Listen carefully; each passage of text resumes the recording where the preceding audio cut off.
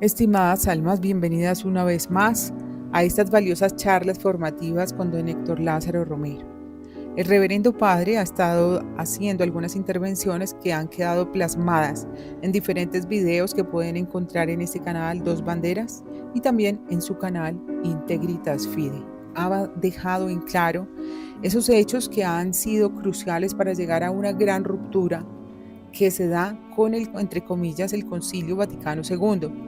Concilio que tuvo bastantes opositores, de los cuales el padre mencionó algunos en su último video. Allí entonces muchos dejaron comentarios, preguntas que en esta oportunidad desea contestar y que son de gran importancia. ¿Por qué no asistir al Novus Ordo, es decir, a la misa nueva? ¿Por qué tampoco se puede asistir a toda misa en latín? ¿Basta solamente esto, latín, incienso y canto gregoriano? ¿Cuál es la diferencia entre estos grupos y por qué no todos son viables?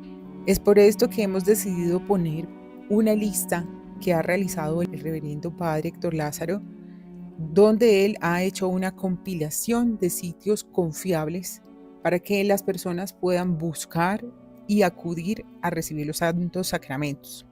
Agradecemos al Padre entonces su presencia nuevamente y le doy la palabra, estimado Padre. Bueno, saludos a todos nuestros oyentes y siempre recordando, usted lo mencionó, nuestros canales de YouTube, este canal de Dos Banderas y mi canal de Integritas Fidei, mi blog de la revista Integrismo y los dos blogs que también tengo de Oblazio Munda, alojados en el servidor de Overblog. Antes de contestar a la pregunta que usted me hace, me gustaría decir dos cosas, ¿no?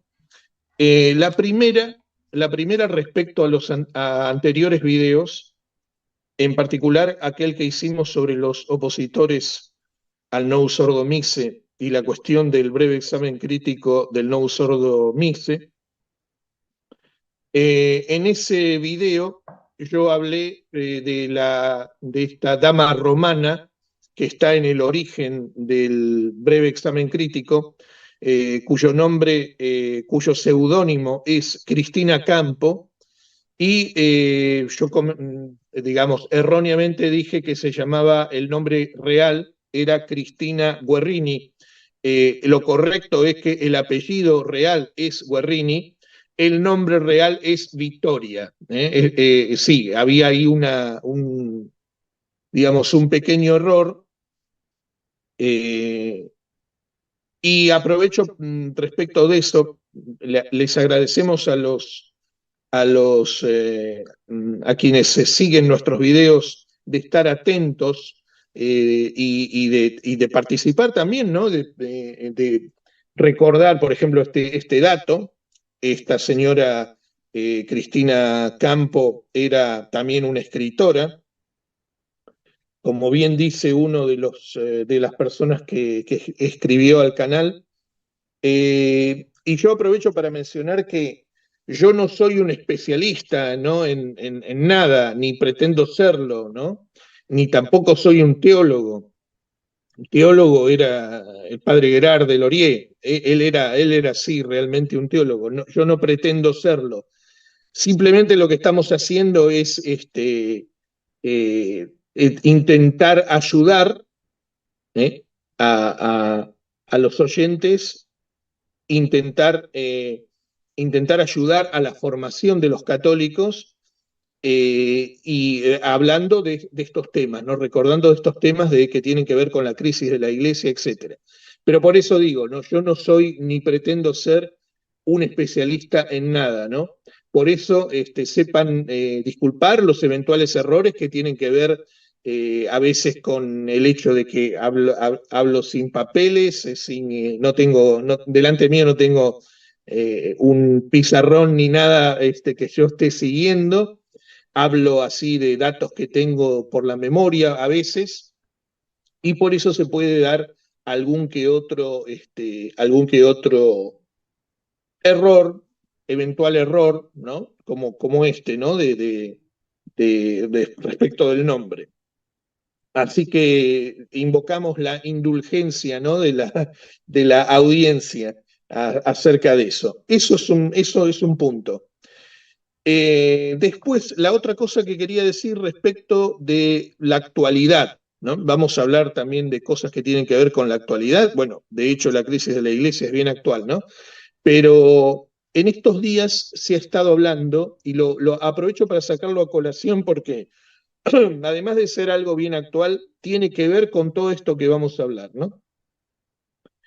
En estos días se ha estado hablando, especialmente en las redes, los católicos han estado hablando del caso de un conocido pastor protestante, aparentemente o sin el aparentemente, ¿no? Convertido al catolicismo.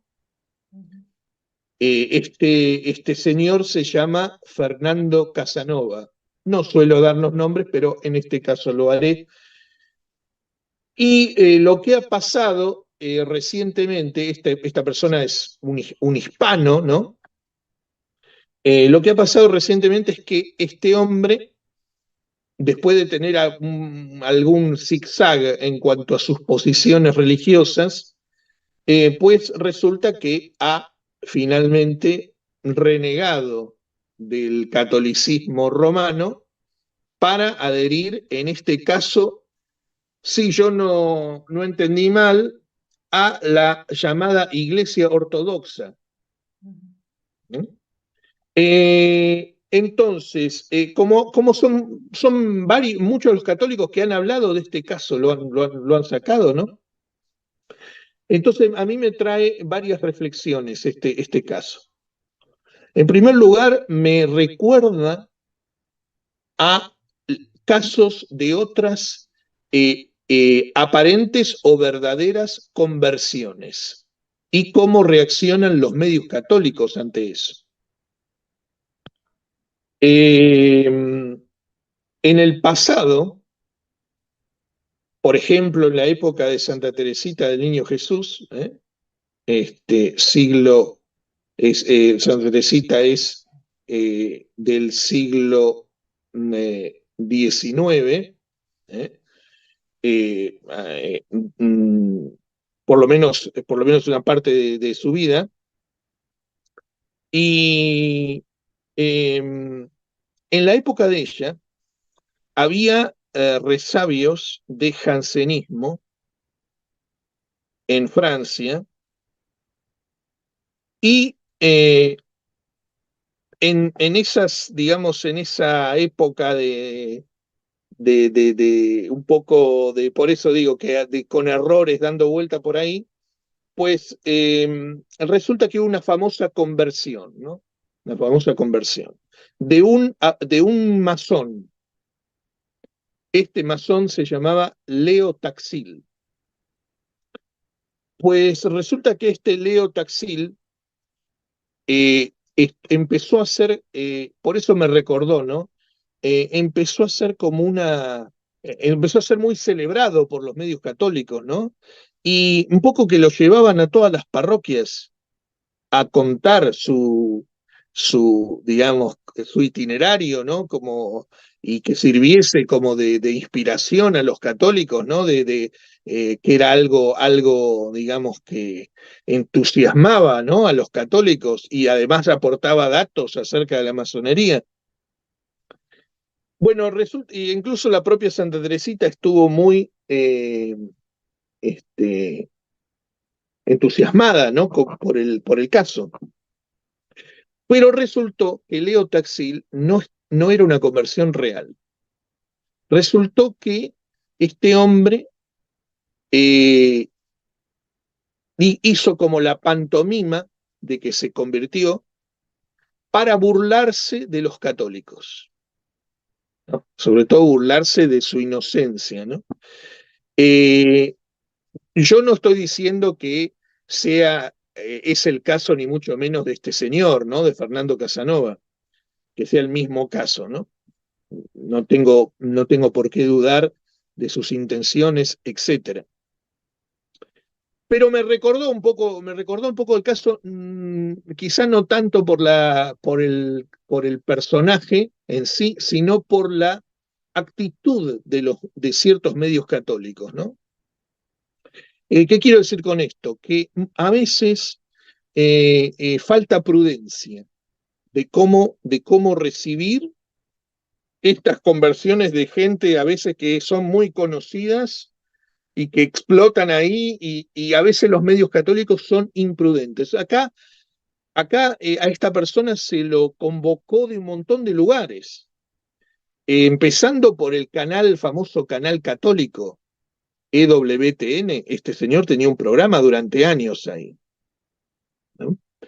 Entonces digo que eh, a veces estas cosas son muy como, digamos, explotan ahí, son muy conocidas y debatidas y conversadas, pero a veces hay que ser más prudente en la manera de tomar esto. Los medios católicos, en las redes sociales, por ejemplo, se ha promocionado muchísimo a esta persona, y hay que dejar pasar un poco más el tiempo.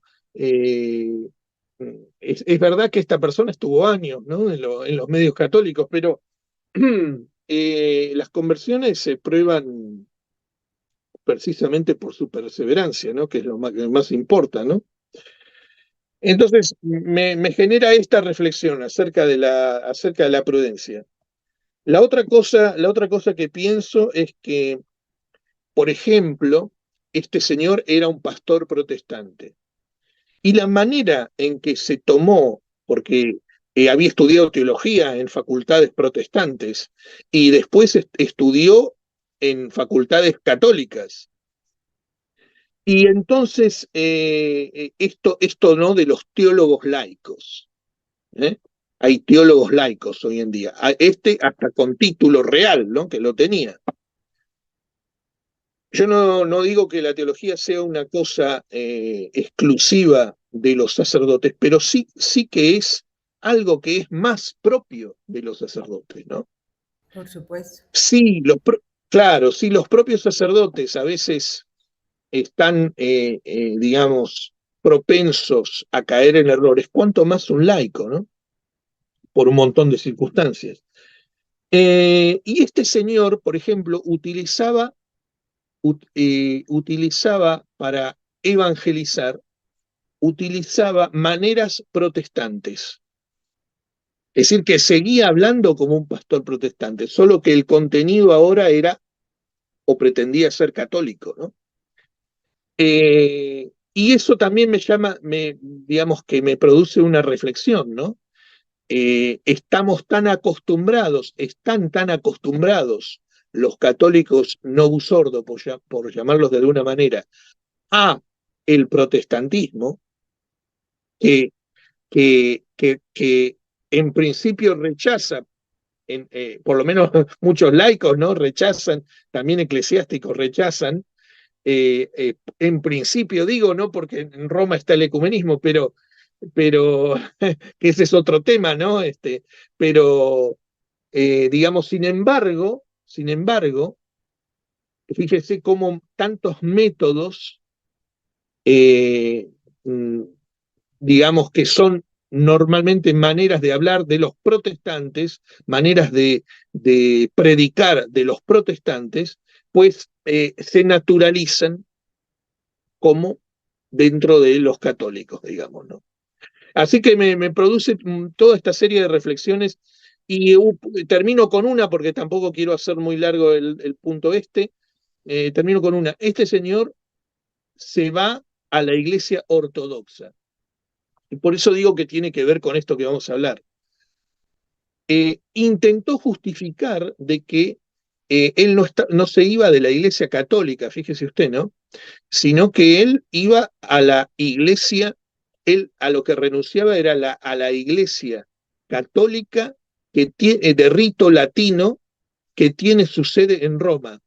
una cosa totalmente confusa, dijo, porque la Iglesia Católica tiene su sede en Roma, y no solo la Iglesia de Occidente tiene su sede en Roma. La sede romana es de toda la Iglesia Católica, de la Iglesia Católica en general, ¿no? De la Iglesia Universal. Y fíjese usted que se va ahí y se va hablando de manera confusa. A mí lo que me llamó la atención es que precisamente hablar de la Iglesia Ortodoxa, tomándolo como si fuera algo normal, ¿no? Algo normal, ¿no? Esto me hace acordar de que precisamente en esta crisis de la Iglesia que estamos, hay gente que cree que mira con simpatía la Iglesia Ortodoxa y cree que la Iglesia Ortodoxa es más o menos lo mismo que lo que creemos los que nos llamamos sedevacantistas, porque al fin y al cabo, nosotros no reconocemos al Papa, la Iglesia Ortodoxa no lo reconoce al Papa, entonces defendemos la tradición y ellos también, supuestamente, y entonces más o menos es lo mismo, que en realidad no es lo mismo, por una pequeña y gran razón, de que la Iglesia Ortodoxa no está con Roma, no con esta Roma, no está con Roma, con la sede romana, pero no está con la sede romana hace siglos, desde el año 1000 que no está con la sede romana. Nosotros no estamos con esta sede romana, con esta, pero no con la sede romana en general, como los ortodoxos, mal llamados ortodoxos. No es lo mismo que el sedevacantismo, ni mucho menos. ¿Eh? Y la última cosa que quiero decir es que este hombre apela, dice, él llegó a la Iglesia Ortodoxa a través del estudio de su estudio, ¿no? También qué peligroso, ¿no? Cuando también tiene que ver con un montón de cosas. Cuando se rechaza lo objetivo, eh, se rechaza, se rechaza un punto central en el que nosotros creemos. Es la asistencia divina, la infalibilidad, ¿no? Pero la asistencia divina de la Iglesia, de la jerarquía, del Papa. Cuando se rechaza esto, lo que hablamos antes de la revelación, ¿no? La revelación, nosotros no creemos en general en la revelación así nomás, quiero decir, ¿no? Sino a través de la Iglesia, lo que la Iglesia nos transmite y cómo nos lo transmite de la revelación. En eso creemos. No llegamos nosotros por nuestro estudio personal a eso, sino que adherimos por un acto sobrenatural de fe en la autoridad que Cristo quiso colocar para que nosotros recibamos la revelación. Bueno, esto era lo que quería decir. Disculpe usted que me extendí un poco más de lo que hubiera querido, pero me parecía que era interesante y puede ser útil mencionar esto. Y ahora puedo ir a la pregunta que usted me había hecho, ¿no? Acerca de los centros de misa, me había preguntado. Bueno, entonces, por eso digo que tiene relación, ¿no? Una cosa con la otra. Yo me tomé el trabajo de hacer una lista de centros de misa, porque un poco lo que usted me comentaba, ¿no? Es decir, todo esto está muy bien, lo que estamos hablando es un plano teórico, ¿no? Pero está lo práctico, que tiene que ir en consonancia. ¿Y dónde vamos a misa? ¿No? Una primera cosa es que no se puede ir a la misa nueva. Hemos estado hablando de qué es la misa nueva, no hemos hablado quizás a fondo de la misa nueva, pero sí hemos dicho varias cosas sobre la misa nueva y creo que nuestros oyentes, además de lo que han escuchado aquí, deben tener en claro, seguramente tienen en claro, que no se puede asistir a la misa nueva. ¿No? Esa es una primera cosa.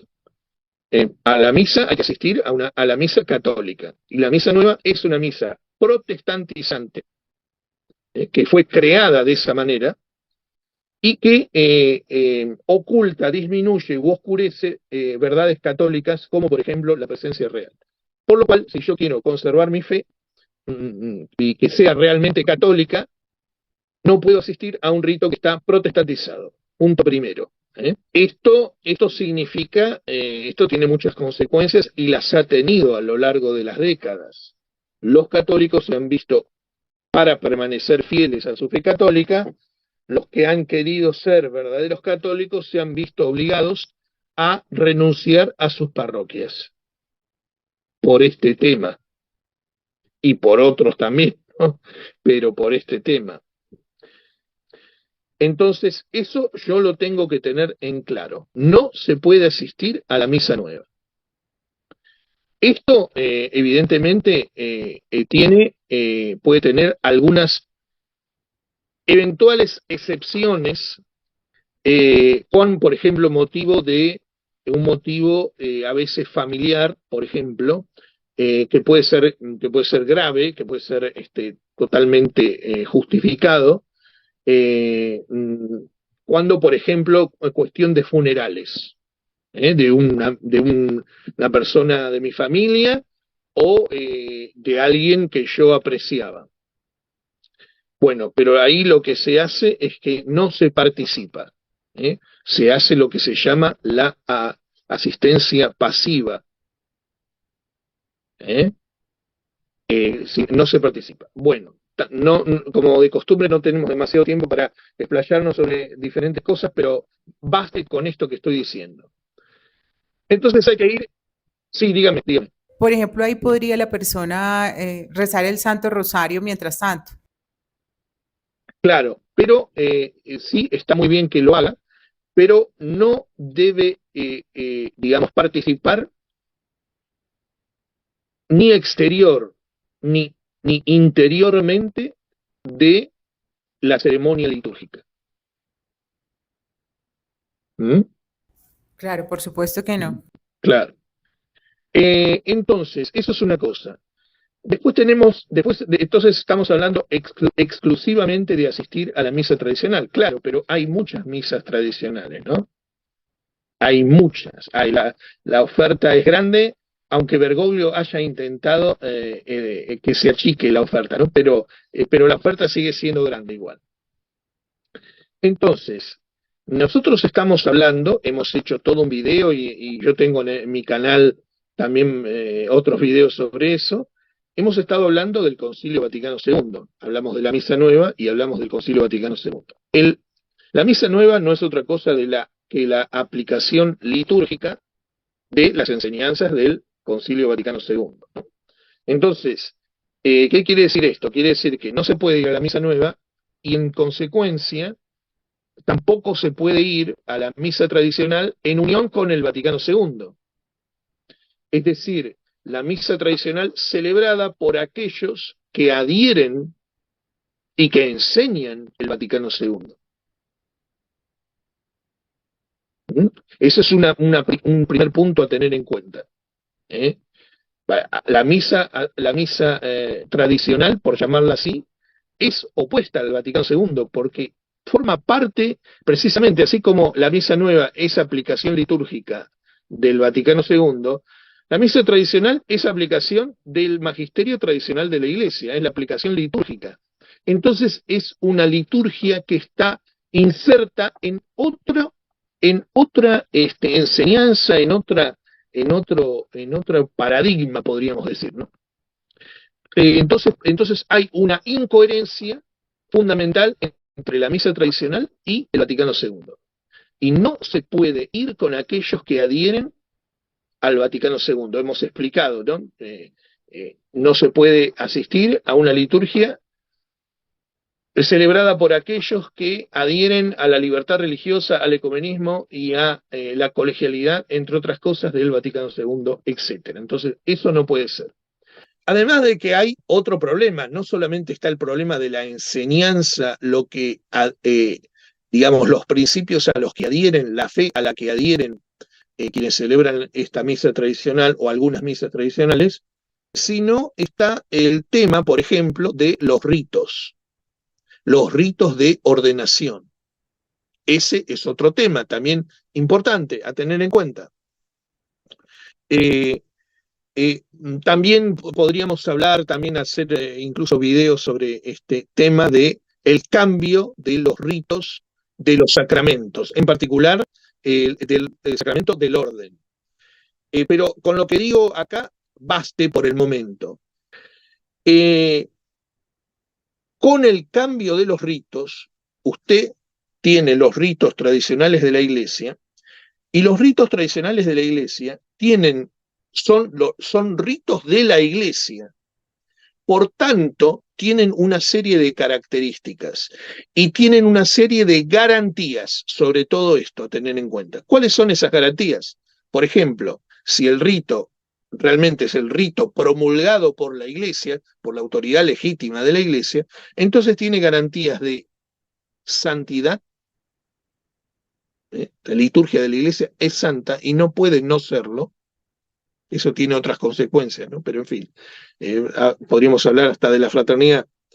La santidad, después la ortodoxia. La liturgia de la Iglesia necesariamente es ortodoxa. Ortodoxa no en el sentido de la Iglesia ortodoxa, mal llamada precisamente ortodoxa, sino que tiene una fe recta. Entonces, la santidad, la ortodoxia, básicamente son estas las garantías que nos da la liturgia de la Iglesia. La santidad, la ortodoxia, la catolicidad. Estas garantías no las tengo con la nueva liturgia. Ya no las tengo más. Comenzando porque la nueva liturgia es creada, como muchas cosas, en la iglesia de hoy, o digamos, la aparente iglesia de hoy, son creadas por razón de ecumenismo, como el Vaticano II, como muchas cosas que dijo el Vaticano II, y como la nueva misa. Es creada en razón del ecumenismo. Entonces, a partir de ahí, fíjese usted la intención que se busca, ¿no? Entonces ahí yo perdí estas garantías, además de que están hechas precisamente por estas autoridades que profesan el Vaticano II. Entonces, como digo, son creadas por personas que adhieren al Vaticano II para profesar los errores del Vaticano II, y por tanto, con esa intención y en la medida en que se separan precisamente de la liturgia tradicional, que se separan de la enseñanza del magisterio tradicional, pues en esa medida han perdido las garantías. Estas garantías de una de las cuales es, yo dije, santidad, ortodoxia, validez. Santidad, ortodoxia y validez. Son las garantías que esta nueva liturgia no tiene. Y entonces acá esto aplicado en particular ya no a la misa nueva, sino a los nuevos ritos de ordenación. Yo no tengo más esas garantías en los nuevos ritos de ordenación. Por tanto, además de que está el problema de que las personas que celebran esa liturgia tradicional muchas veces adhieren al Vaticano II, pero además estas personas están ordenadas con los nuevos ritos, en la mayoría de los casos, con los nuevos ritos de ordenación que tienen los problemas que acabamos de señalar.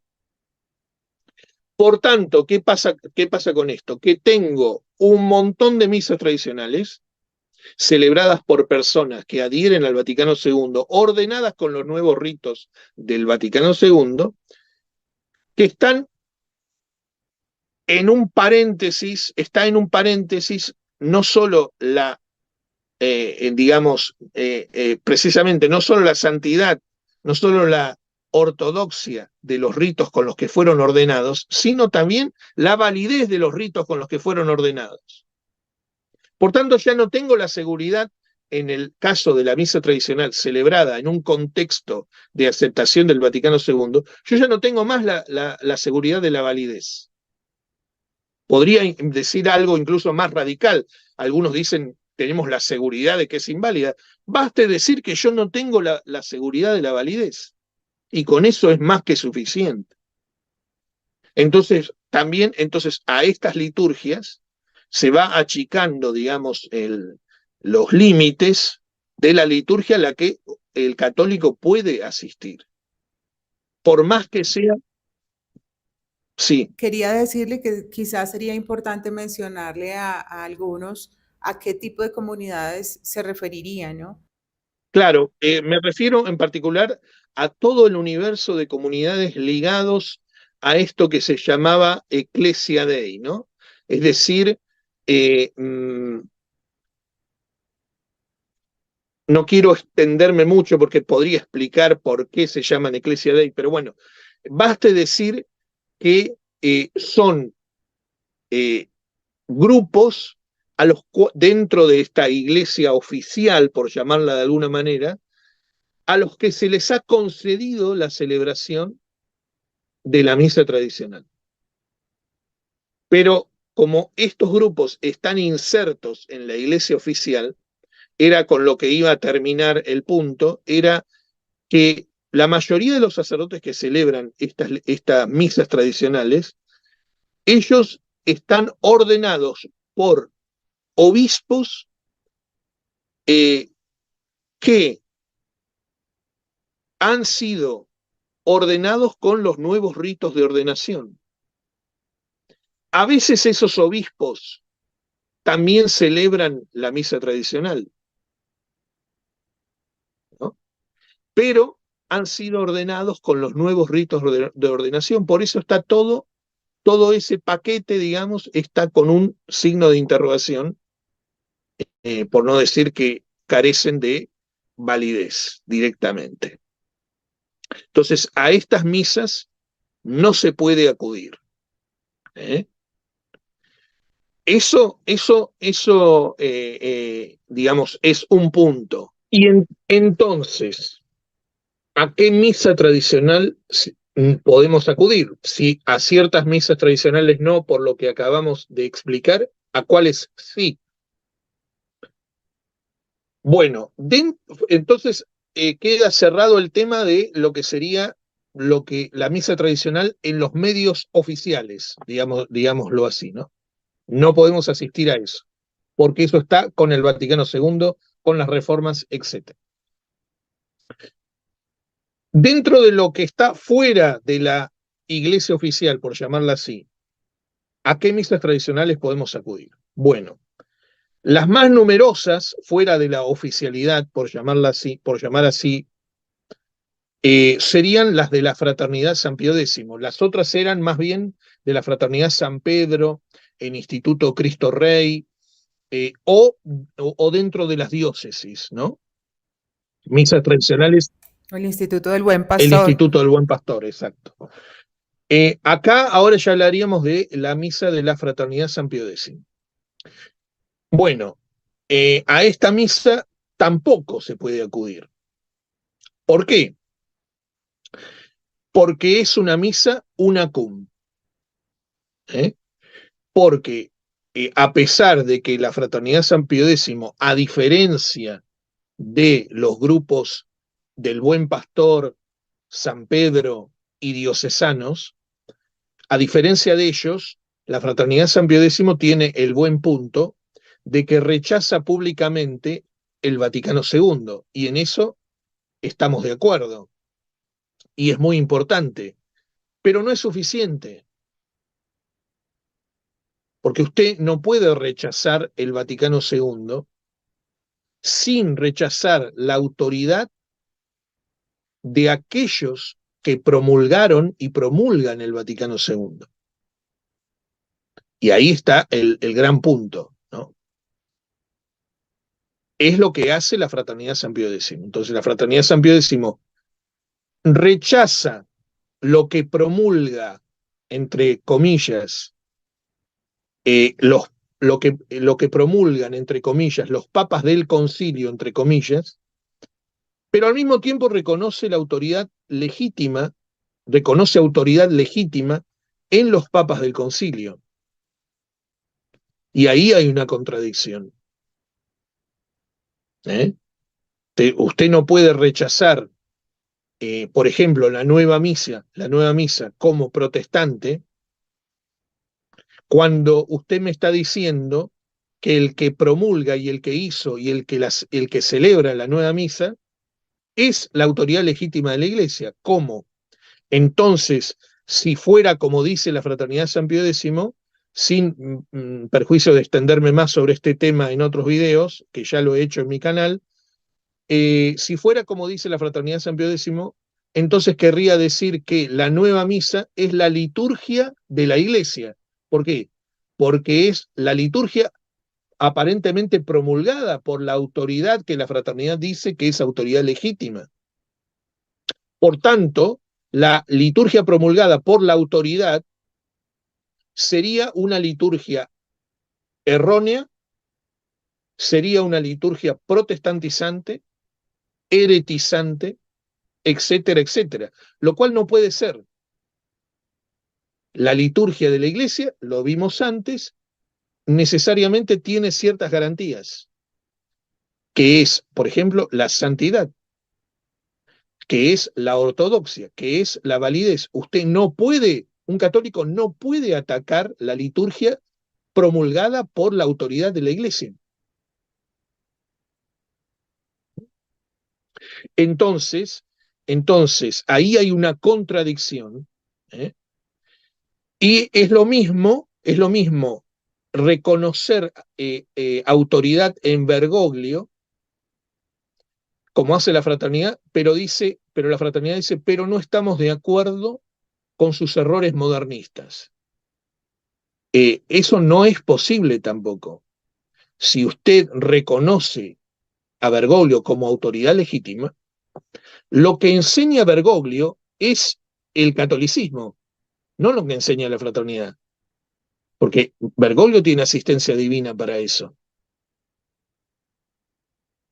Entonces, y después también, digamos, daría para hablar del tema de la infalibilidad, etcétera, etcétera.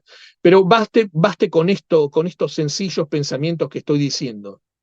No, y creo que las personas que nos siguen van a entender esto, no se puede estar en comunión con Bergoglio. No se puede estar en comunión con todos aquellos que promulgaron, entre comillas, el Vaticano II. No se puede estar en comunión. Si usted está en comunión con los que siguen o aplican el Vaticano II, usted necesariamente está de acuerdo con el Vaticano II, pues no puede ser de otra manera. ¿Eh? Entonces, la misa tradicional a la que se asiste no puede ser celebrada en comunión con Bergoglio.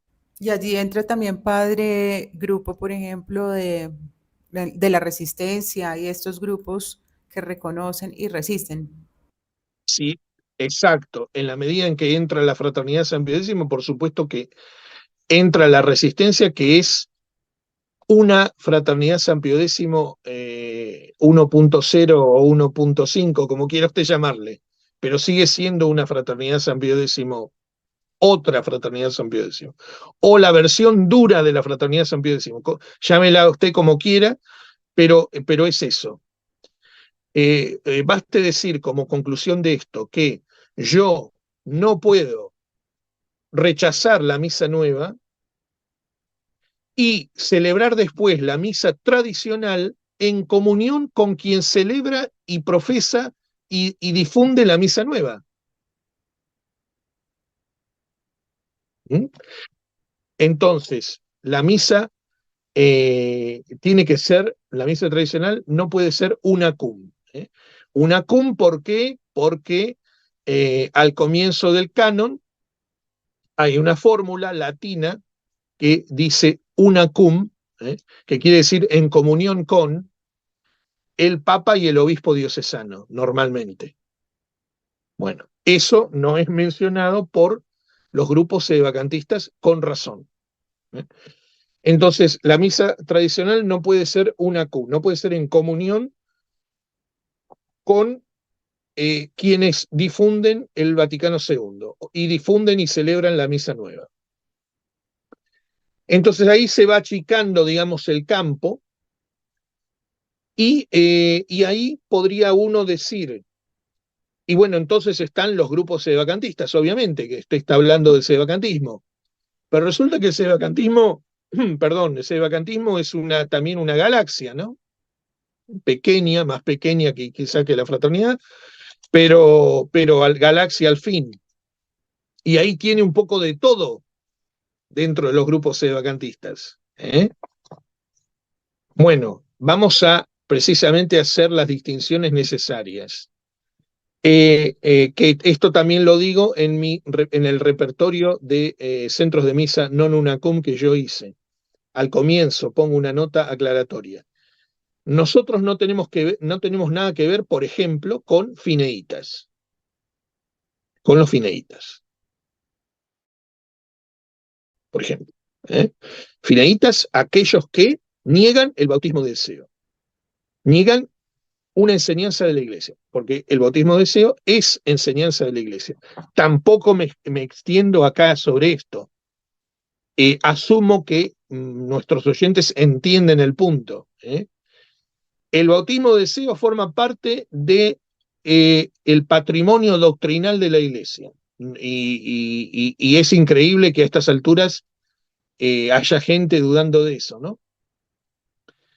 Por lo tanto, la iglesia acepta la posibilidad de que pueda existir el bautismo de deseo.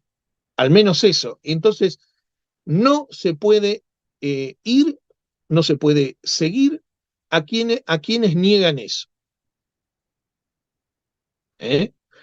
Después también he mencionado antes, hablando del famoso pastor protestante que se volvió ortodoxo, entre comillas. Nosotros tampoco tenemos nada que ver con la Iglesia Ortodoxa. No es porque la Iglesia Ortodoxa no reconoce al Papa, entonces ustedes los sedevacantistas no reconocen al Papa. No. Nosotros creemos en el primado romano y tenemos un problema puntual con los últimos aparentes papas, en la medida en que están en desacuerdo y rechazan precisamente las enseñanzas de los papas anteriores, pero no tiene nada que ver con la Iglesia Ortodoxa, mal llamada ortodoxa, que tiene un problema con el papado. Son cismáticos. Y hace siglos, claro, exacto, y hace siglos lo tiene. Y no solo con el papado, sino además con otras enseñanzas de la Iglesia romana. Porque ellos, por ejemplo, no reconocen ni siquiera validez a los concilios después de los primeros concilios ecuménicos, ¿no? A muchos concilios que ha hecho la Iglesia romana, pues no le reconocen ni siquiera validez. O sea que nosotros no tenemos nada que ver, y cuidado, es grave. Este punto esto es algo importante y es algo grave. Por ejemplo, el tema fineíta, muchos católicos tradicionalistas no le dan la importancia que deben, porque es grave abandonar la enseñanza de la Iglesia, aunque sea en un punto. Y también acá, el caso de la Iglesia Ortodoxa, hay algunos que dicen, bueno, pero yo no tengo a dónde ir a misa, entonces me voy a ir a la Iglesia Ortodoxa. Acá vale aclarar que dentro de la Iglesia Oriental tenemos las dos ramas, la rama católica romana y la rama ortodoxa. Existe una Iglesia Oriental católica. Existe una Iglesia Oriental que permaneció en comunión con los papas de Roma. No estoy hablando de ahora, estoy hablando desde los siglos que existe ese cisma. Los católicos romanos de Oriente tienen los mismos problemas que los de Occidente, el Vaticano II, etcétera, ¿no? Aunque en menor medida, porque generalmente en Oriente, digamos que el modernismo hizo menos estragos, por lo menos en muchos casos, ¿no? Pero está el mismo problema. Acá estamos hablando de los orientales en ruptura desde secularmente con Roma. Eso es grave, no se puede asistir a esos ritos tampoco. Es grave eso. Después tenemos un tema después está el tema de el conclavismo, los grupos conclavistas. Es decir, los grupos que sostienen que como la sede está vacante, es posible elegir un papa. ¿De dónde saldría ese papa? De los mismos medios sedevacantistas. O sea, entre los mismos obispos sedevacantistas se haría un cónclave. Así existen grupos como, por ejemplo, el del Palmar de Troya, en España, y similares. Me parece que ni siquiera vale la pena que me extienda respecto, por ejemplo, de grupos como el Palmar de Troya, señalando de que no tenemos nada que ver tampoco con eso. Cuando la Fraternidad San Pío X habla del sedevacantismo, generalmente agita el fantasma delante de los fieles del Palmar de Troya. Los sedevacantistas son como el Palmar de Troya. Y no es así. Entonces meten a todo, como decimos en Argentina, meten a todo el mundo en la misma bolsa, y así resuelven el problema sedevacantista y resuelvan el tema de que la gente se vea tentada por el sedevacantismo, ridiculizando el sedevacantismo, comparándolo con el Palmar de Troya, cuando históricamente no tiene nada que ver con el Palmar de Troya. Por ejemplo, históricamente en el Palmar de Troya reconocían la legitimidad de Pablo VI, igual que la fraternidad con los papas conciliares, entre comillas, ¿no? Así que no tenemos nada que ver nosotros con estos grupos cismáticos, que también son cismáticos.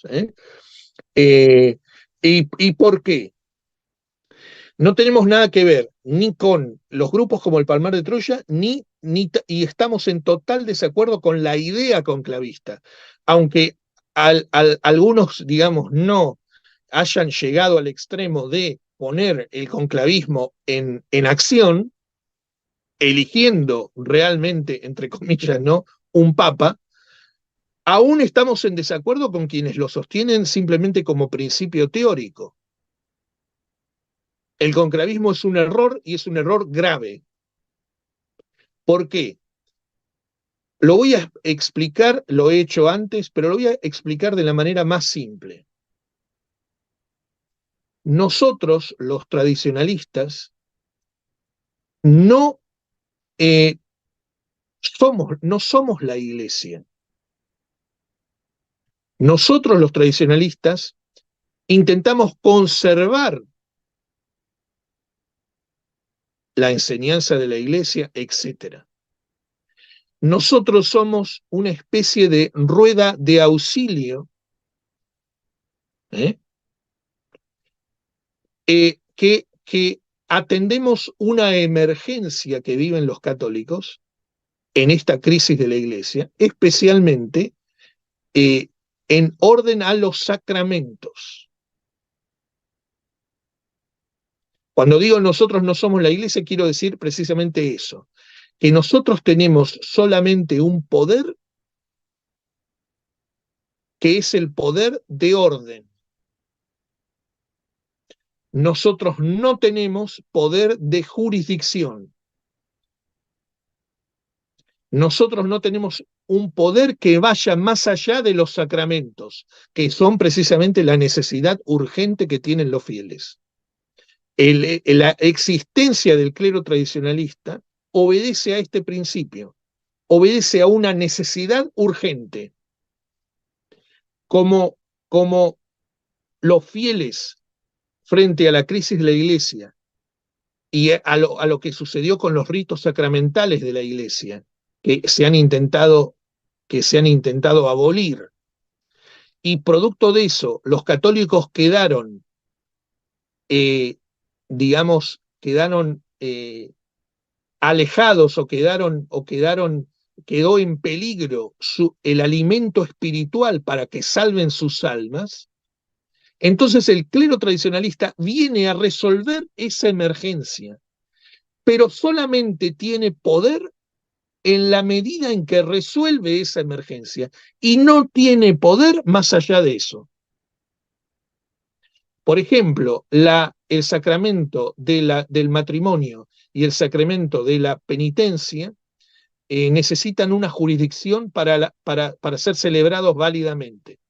Entonces ahí alguien me podría decir, bueno, padre, pero usted está hablando de que el clero tradicionalista no tiene jurisdicción, pero miren cómo el clero tradicionalista celebra matrimonios y confiesa a los fieles y no tiene jurisdicción y se necesita para la validez. Sí, es verdad que se necesita para la validez por institución divina, pero aquí se trata de los sacramentos.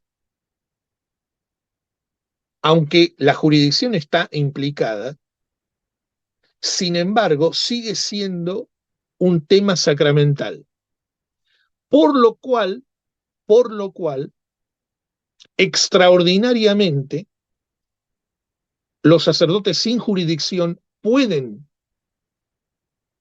de acuerdo a los principios mismos de la Iglesia y a los principios de la emergencia, principios de la epiqueia también, que son principios, digamos, de excepción, ¿eh?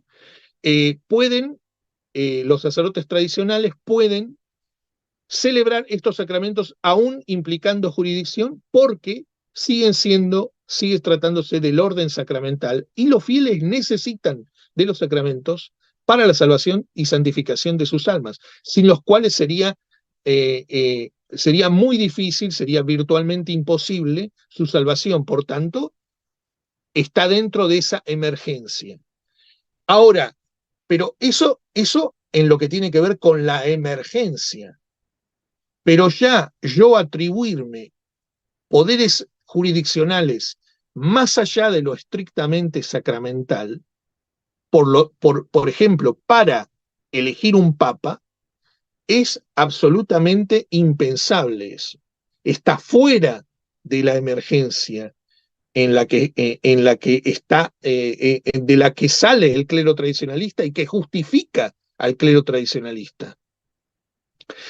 Digamos, para un poco cerrarlo, porque podría decir más cosas, pero para cerrarlo, eh, eh, por lo menos debe admitirse que no es para nada seguro elegir un papa que no tenemos ninguna seguridad respecto a la elección de un papa en nuestros medios.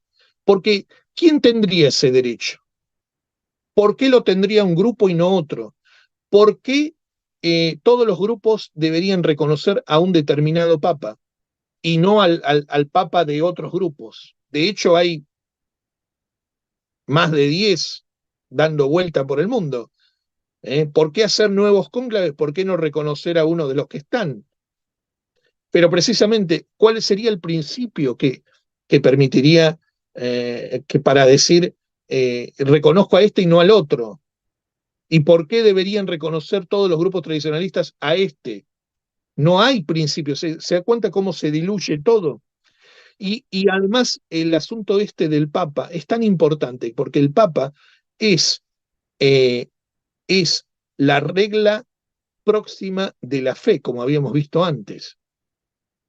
Por lo tanto, lo que enseña el Papa es lo católico, es la fe de la Iglesia, y entonces el Papa tiene una serie de poderes, por ejemplo, de anulación de matrimonios, por ejemplo, de promulgación de nuevos dogmas, y usted imagínese que todo eso quedara en lo incierto, o que hubiera, por ejemplo, católicos creyendo, como en el caso del Palmar de Troya, que las reformas que hicieron los papas, entre comillas, del Palmar de Troya, son válidas. ¿eh?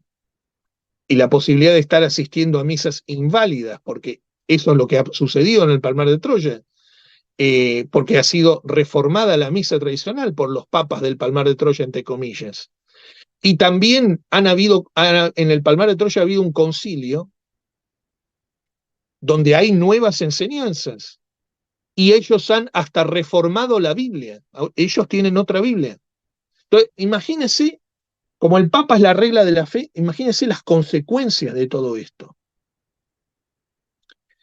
Entonces, debe admitirse, al menos que por una razón prudencial, esto no es posible.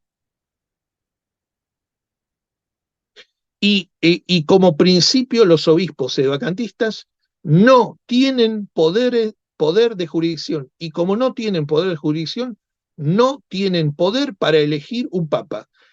La elección de un papa es una cuestión que viene y tiene directa relación con la jurisdicción. Y es una cuestión que está fuera del ámbito sacramental. Entonces, todo esto me muestra a mí que el conclavismo es un grave error, con graves consecuencias. Entonces, no se puede asistir a la misa de grupos conclavistas. En particular, los grupos conclavistas que han puesto en acto sus principios, ¿no? O sea, que han elegido, de hecho, nuevos papas, ¿no? Es algo muy grave. Entonces, y tampoco se puede asistir, para ir terminando con esta cuestión, que nos ha demorado bastante, ya nos quedarán algún otro video para quizás las otras cuestiones, no lo sé. Tampoco se puede asistir a la misa de, por ejemplo, grupos que también son cismáticos, como los católicos viejos, Old Catholics, los católicos viejos. ¿Quiénes son los católicos viejos para el que no sabe? Los católicos viejos son un grupo que rompió con la Iglesia con motivo del Vaticano I. Cuando el Concilio Vaticano I enseñó el dogma de la infalibilidad pontificia, este grupo rompió con Roma. Con el tiempo, estos viejos católicos se han vinculado con otros grupos cismáticos y o heréticos. Los viejos católicos son un grupo herético porque rechaza, por ejemplo, la infalibilidad papal, pero se han vinculado con otros como, por ejemplo, los jansenistas. Cuando los viejos católicos rompieron con Roma, ellos conservaban los ritos católicos, ¿no? Por tanto, había como una presunción de validez. Bueno, eso en la actualidad está bastante difuminado por las prácticas de los propios viejos católicos, que con el tiempo tomaron o que se adhirieron a otros grupos todavía más extremos que ellos, por ejemplo, los jansenistas, etcétera, con lo cual no se puede ir a la misa de estos grupos.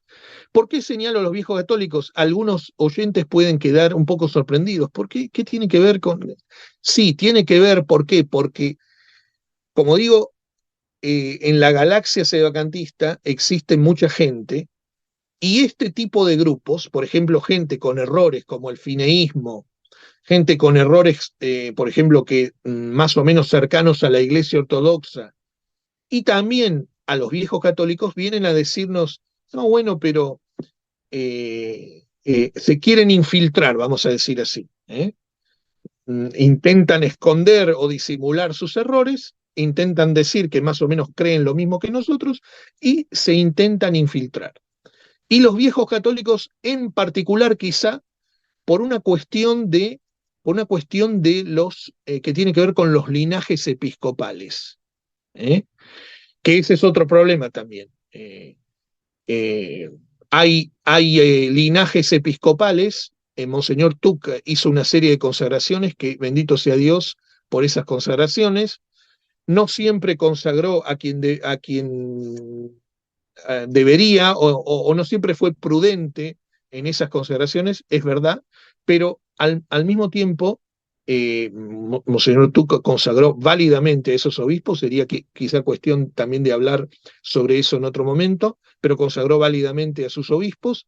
También se le ha adjudicado a Monseñor Tuc algunas cosas que no siempre ha hecho, o de las cuales no siempre hay pruebas.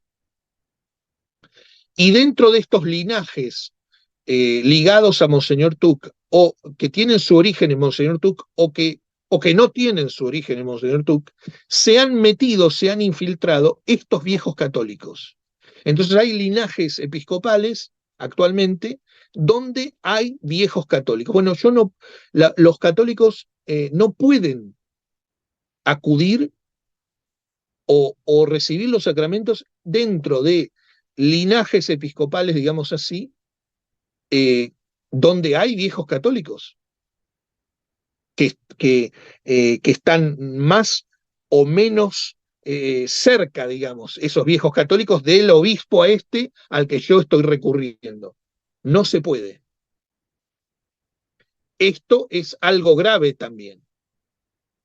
Es algo importante, algo grave, donde la validez tiene que ver, está implicada, está en riesgo, y donde también digamos, la licitud está en riesgo, ¿eh?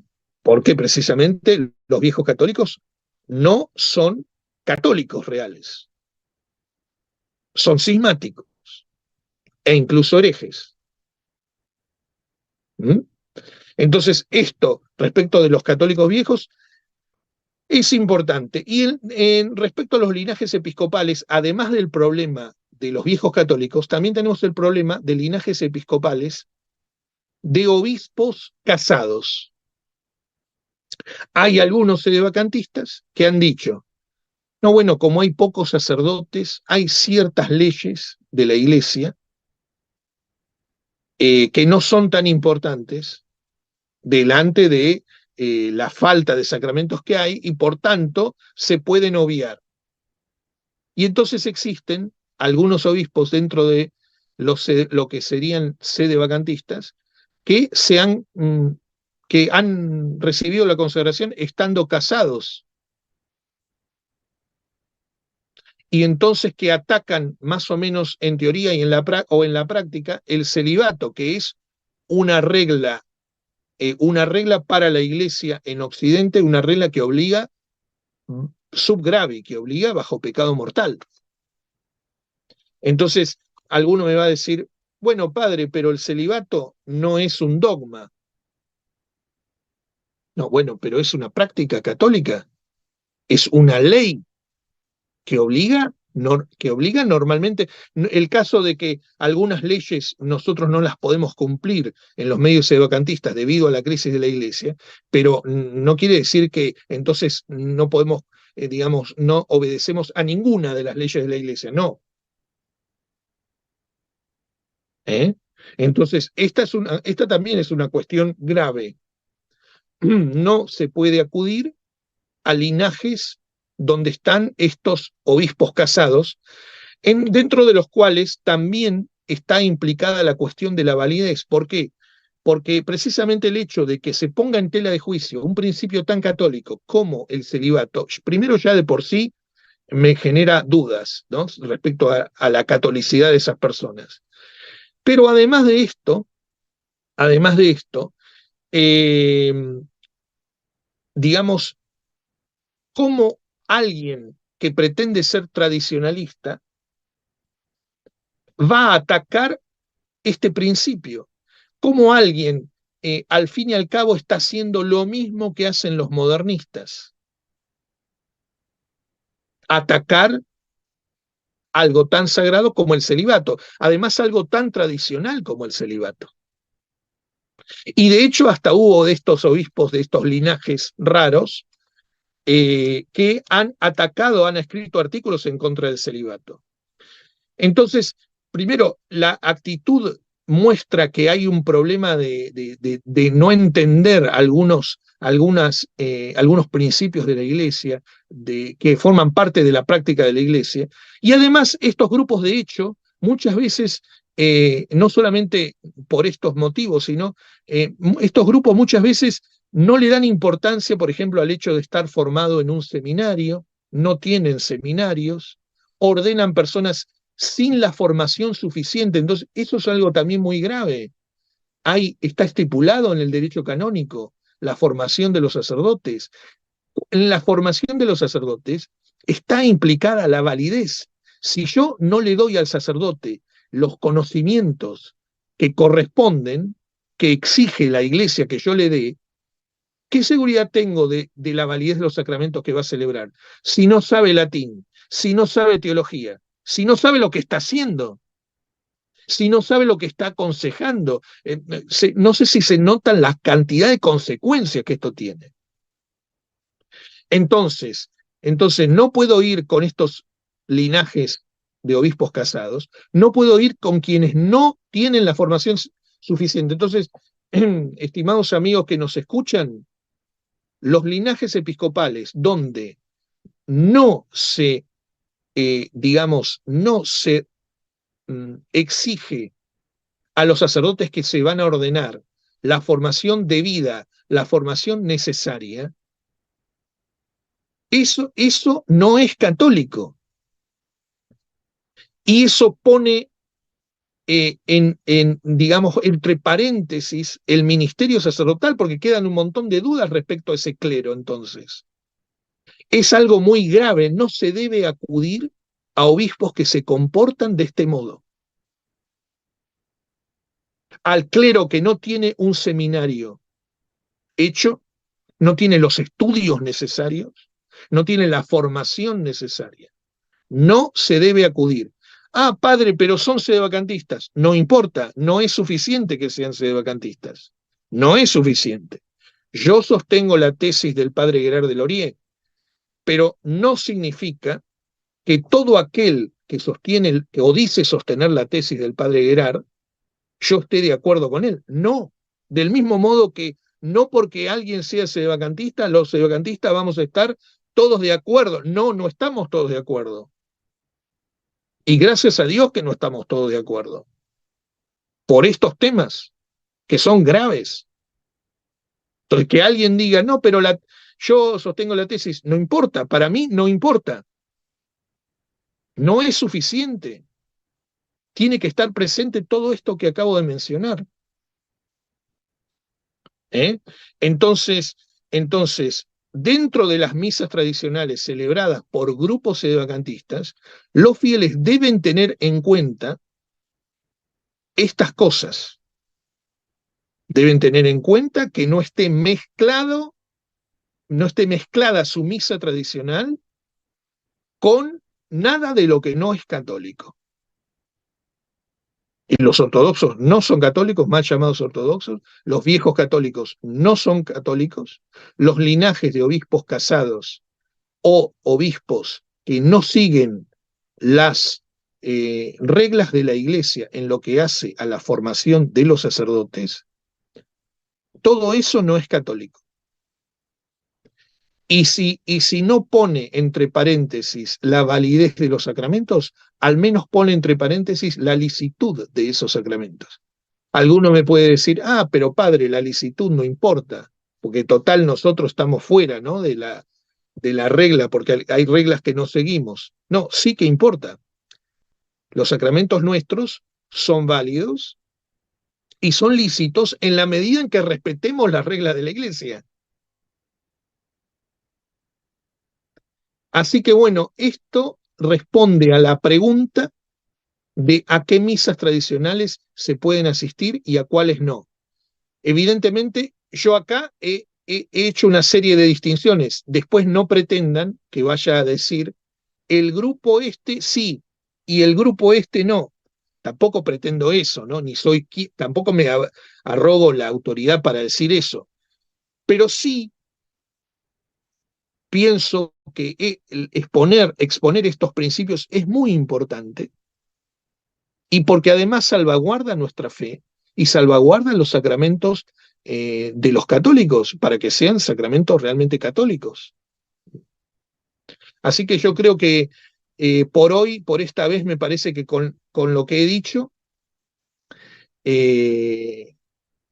más o menos quedaría respondida la pregunta, quedan, como siempre, me quedan a mí y seguramente a usted y seguramente a los oyentes un montón de cosas en el tintero. Bueno, pero desgraciadamente el tiempo es tirano, como se dice, ¿no? Dígame.